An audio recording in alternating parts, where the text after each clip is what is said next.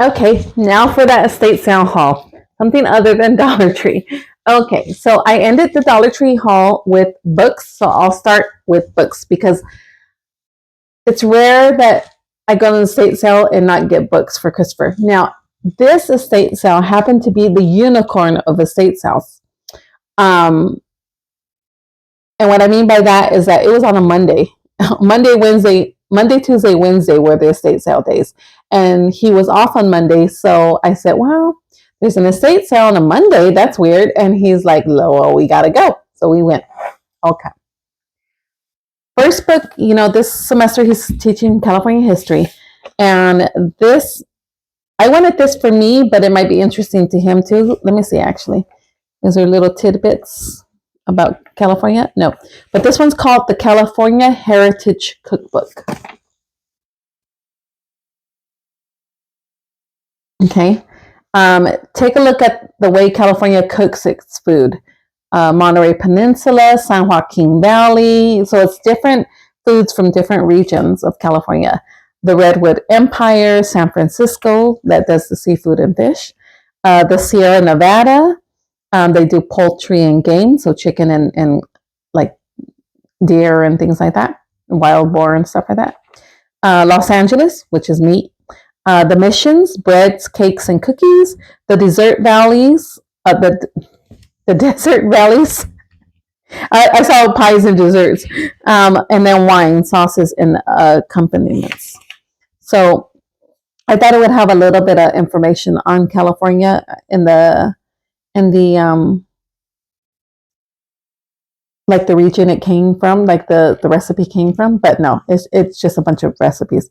Guacamole, 2 avocados, very ripe, 3 tablespoons of fresh lemon juice, 2 to 3 tablespoons finely minced onion, 1 tomato peeled and finely chopped, 3 to 4 dashes of Tabasco sauce. You guys ever put Tabasco sauce in your guacamole? Depending on taste. 3/4 teaspoon of salt, sour cream, scallions, including tops, finely chopped and minced, fresh coarsely ground pepper, and ripe olives. I've never seen olives in guacamole either. And then you need tortilla chips and crackers. Mm-hmm. They have a California jalapeno mold, Spanish spinach dip, pickled shrimp. Yeah.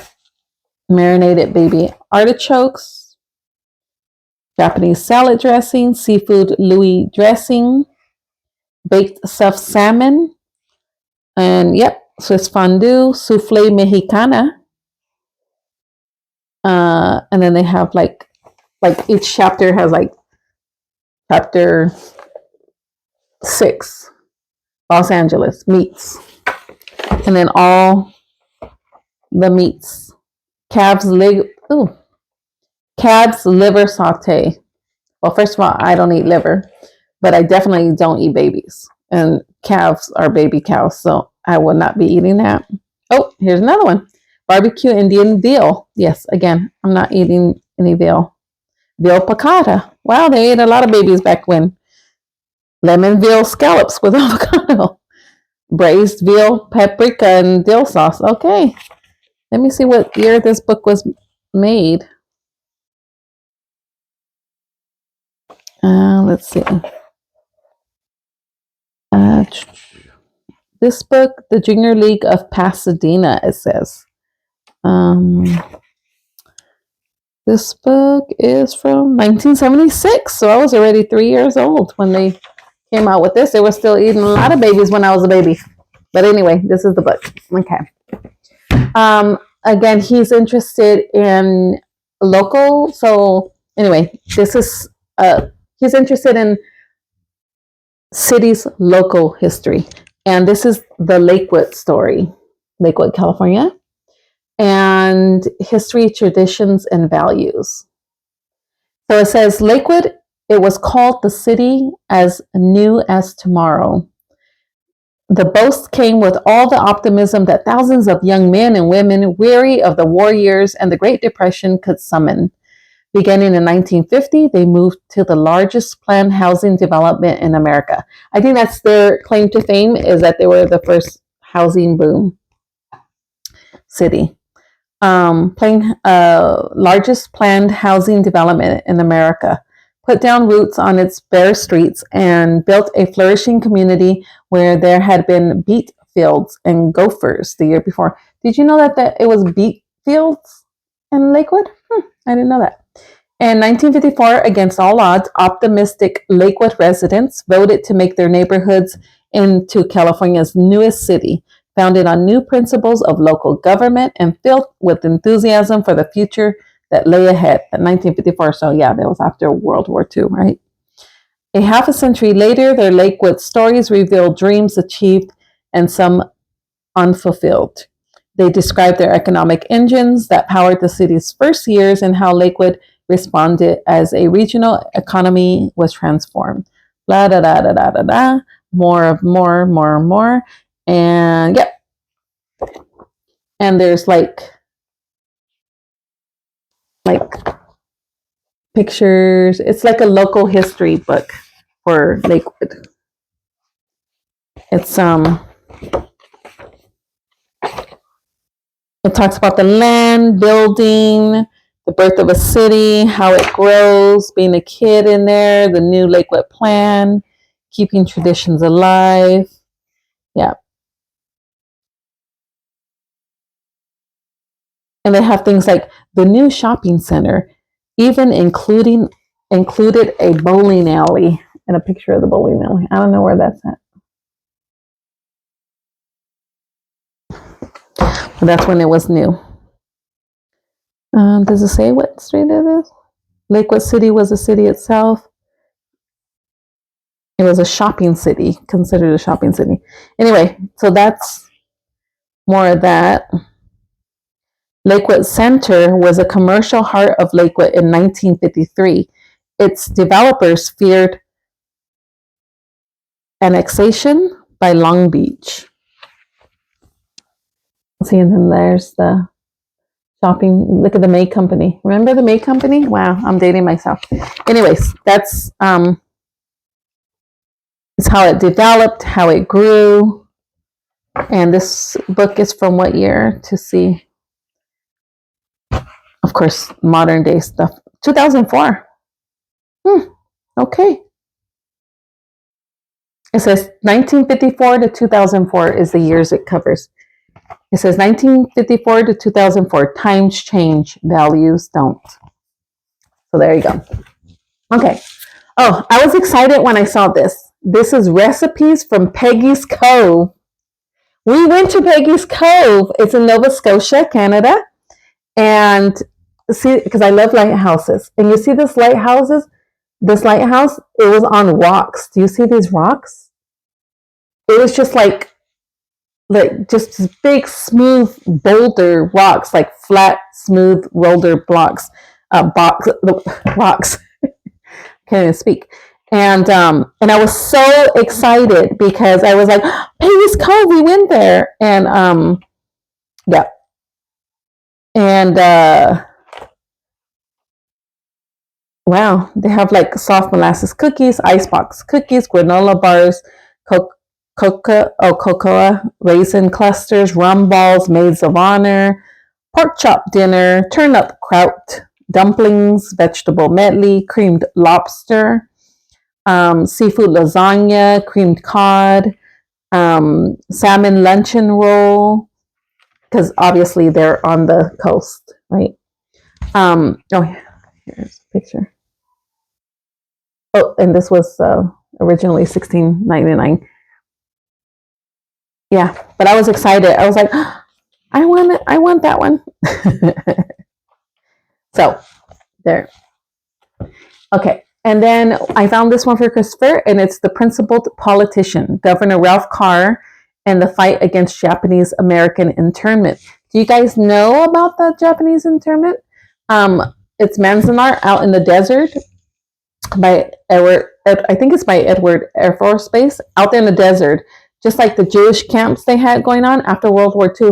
We did a Japanese camps where here in Los Angeles, we took away the Jewish businesses, the houses, all that. We gathered all the not Jewish, Japanese.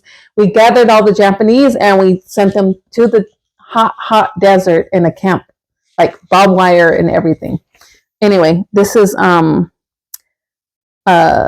someone's fight, a governor's fight against the Japanese American internment. Yeah, Manzanar. Look it up. It's kind of shameful that, in our lifetime, well, our parents' lifetime, well, my parents' lifetime, that we were doing this. Like, didn't we learn, right? But fear. We were afraid. That we didn't know which Japanese to trust at the time. But yeah, so I got him this book.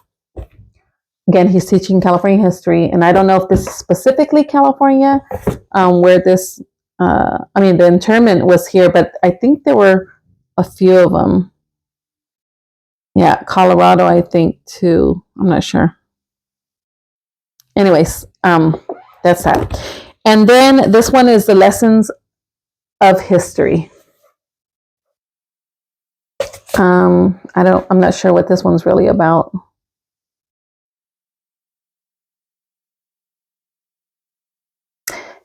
To the Durants, history is not merely a warning reminder of man's follies and crimes, but also an encouraging remembrance of generative souls, the spacious country of the mind, and so forth and so forth. So I'm not sure what this one is. It talks about biology and history, race and history, history in the earth. So I'm not sure what this is. Christopher often gets books that how should I say? Not stuff he really believes in, but he just, not the other side, but kind of reads about what other people are thinking to kind of know outside of his own beliefs and things. I don't know if this is one of those, but that could be. Anyways, that's that book. And then this one is All Around the I didn't mean to bring this one, but I guess I bought it.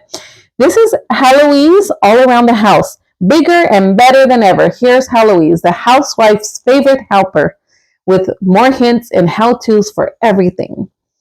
I'm a housewife, so might as well. Alphabetically arranged to make things even easier. So I kind of pulled this off the shelf and showed it to Christopher as a joke, like, I'm a housewife, might as well take it. I think, and then we didn't take it out of the pile, but that's okay. Heloise is back. She's here with her wonderful, light-hearted commentary and hundreds of money-saving, time-saving tips for all around the house. Maybe I could learn something. 5-minute recipe for instant coffee. A 5-minute recipe for instant coffee. Huh. Bobby pin marks the spot. From a gentleman reader, I find that the best bookmark I have ever come across is a bobby pin. Okay. Yeah. So look at the picture. So, museum piece of advice. That's funny. Furniture polish. Oh, here's a recipe for furniture polish we use in the museum. It's wonderful. Use 1/3 cup of each. Boiled linseed oil, turpentine, and vinegar. I am not going to be using turpentine in my... Wow, what year is this from? Yeah, spread turpentine around your house. That's a good thing. Oh, wow. This is actually a published book because a lot of housewives probably followed it. I don't know that for sure, but it seems to be like well known. It's even the book club edition. So yes, they were definitely following it. 1965. Yeah. There will be no turpentine in my furniture polish DIY solution. Okay. And this is a book on John Paul Jones, sailor, hero, father of the American Navy. Christopher, in the summer, will be teaching U.S. history. So, I don't know. He'll probably skim through this to see if this is somebody he wants to talk about. He might know who he is. I don't know who he is. I'm a biologist, not a historian. Okay. And then California Legacy, the Watson family. I never heard of these people, and I'm a Californian. And his wife, Maria Dolores Dominguez, in the 1850s, following the Mexican War, Dolores' family received a land grant in Southern California, the Rancho San Pedro. Oh, I see. And also to receive ranch patent signed by the President of the United States. Watson was a Scottish immigrant, or his parents, an attorney, lawman, and former Texas Ranger, came to California during the gold rush to seek his fortune, but instead found a career in politics, and so forth and so forth. So that might be interesting. Because, it's like people like this who developed California. And, wow. Okay, so that's enough for the books. Oh, let me show you what I got. I was so excited. Okay, so one of my friends, Robbie, you know who you are. She has a new home now, and I haven't seen that yet. But her old home, her former home, it was beautiful. It was beautiful how she had just like tall plant stands everywhere, and not everywhere, but tucked in the corners in some rooms, and just with a plant. And it was just so pretty the way she set that up. And I had already liked that look because, at museums, at the Huntington Library, things like that, they have just a tall plant stand. Looks like a stool, right? But a decorative stool, a tall decorative stool, just for you to put a plant on and stuff. And I always thought that was so pretty, and I've always wanted that. And then when I saw it in her house, I was like, oh my gosh, she's doing what I love. Anyway, it just is a thought that just came and went and that kind of thing. But at the estate sale, I found one finally, because I see them in the estate sale pictures sometimes, but then when I go, they're gone. And so I found this one. Wait, look at it. This thing is tall. Look how tall it is. And you just put the plant on top, like that. I mean, a bigger plant, obviously. But look at it. Isn't that pretty? Now, this one's a little wobbly, so I'm going to have to reinforce it. But, I could sand it, I could paint it, I could whatever, right? Like, it would be nice to sand it down and stain it a dark color, because I like the dark. But I finally found one. Isn't that something? Look at, that thing's huge too. But you just tuck it in the corner somewhere, and they do that in museums, and garden, or museums and stuff. Okay, and then I don't need it, but how cute is this basket? How pretty is this basket? Look at it with its curvature up like this, and it's deep. No, I had to get it. I just had to. Okay. Look at it. It's so sturdy. It looks like it has a little damage, but it doesn't. It's not ripped or anything. But look at that. Look how deep that is. Anyway, I had to get that. Sorry, there's like a hair. Okay. And if you can get things, you get stuff really cheap there. This has a protective padding. These are for hanging stuff. And it's just like the hooks. Has a protective padding. So you peel the back off, and then you put the nails or the screws through here. Is it nails or screws? And then you have the hook here.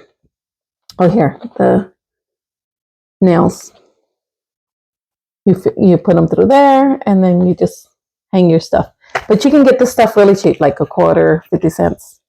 Okay. I thought these were so pretty. And again, They look like they were in someone's closet and they just never brought them out. Look, they don't look like they've ever been used. They're like perfectly clean, white, and this is embroidered. Or, yeah, embroidered. Isn't that pretty? And I got these, and look at the lace on them. They're just white, simple pillowcases that they added embroidery to. And look at that lace. Isn't that nice? Look at.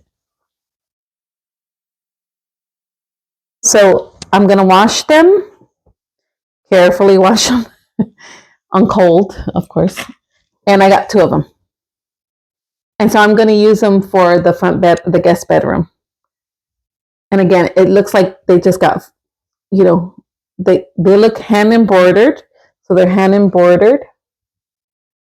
And they were just in someone's closet. Okay. And the last thing I got at this estate sale, I think this is the last thing yet. The last thing I got at the estate sale is this little box.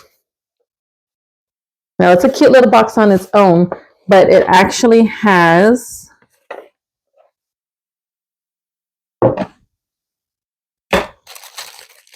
obviously I've been flipping it around a lot. It says, creates new lifestyle. Why don't you call your friends and have a happy home party?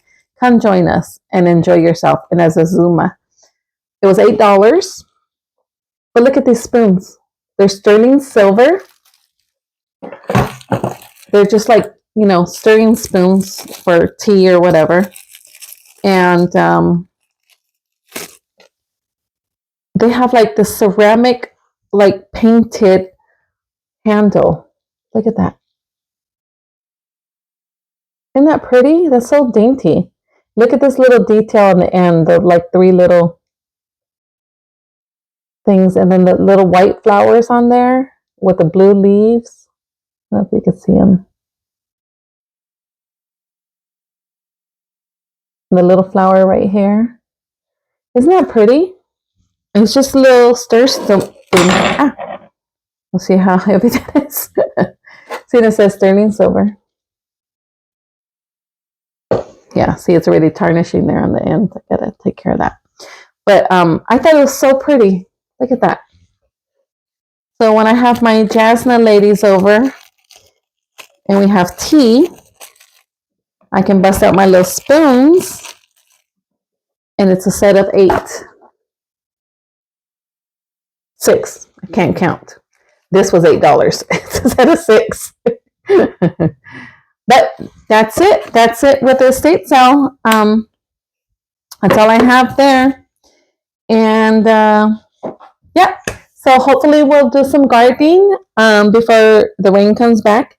I am going to spend some time tonight planning the garden, because you have to plan it out, and what you're going to plant where and how many plants you can have in a space. And yeah, and then I'll take you outside tomorrow and I'll show you how I divide up the garden, the planter, how I divide it up, and then we'll plant some seeds, and we'll, yeah, hopefully tomorrow. Alrighty. Good night.